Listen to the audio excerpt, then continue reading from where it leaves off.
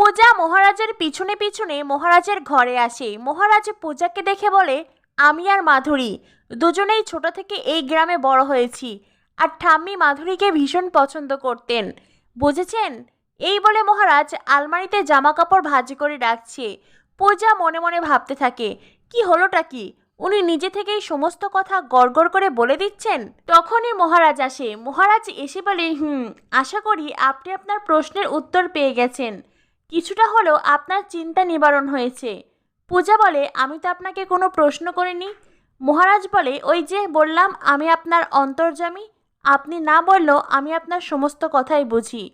পূজা তখন মহারাজকে বলে, সত্যি সত্যি আপনি আমার মনের সব কথা বোঝেন? পূজার কথা শুনে মহারাজ চুপ হয়ে যায়। পূজা যে একটু একটু করে মহারাজের প্রেমে পড়েছে এইটা মহারাজও বুঝতে পারছে। তখনই সেখানে ঠাম্মি চলে আসেন।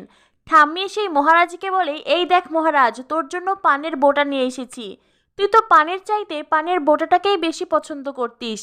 মহারাজ বলে, ঠাম্মি তুমি আমার ছোটবেলার সমস্ত কথা মনে রেখেছ? ও ঠাম্মি, এই বলে মহারাজ ঠাম্মিকে জড়িয়ে ধরে বলে, ওহ ডার্লিং আমার। মহারাজ আর ঠাম্মির খুশি দেখে পূজাও হাসতে হাসতে হাততালি দেয়।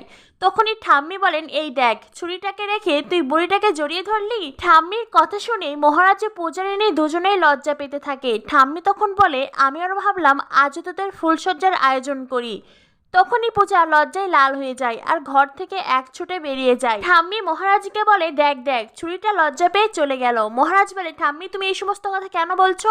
এরকম কথা বললে আমি কিন্তু একদম থাকবো না। তুমি কি চাও বলো তো? ঠাম্মি বলেন, আমি জানি খোকা, তুমি এতটাও বোকা নয়। আমি যে কি চাই তুমি বেশ ভালো করেই জানো।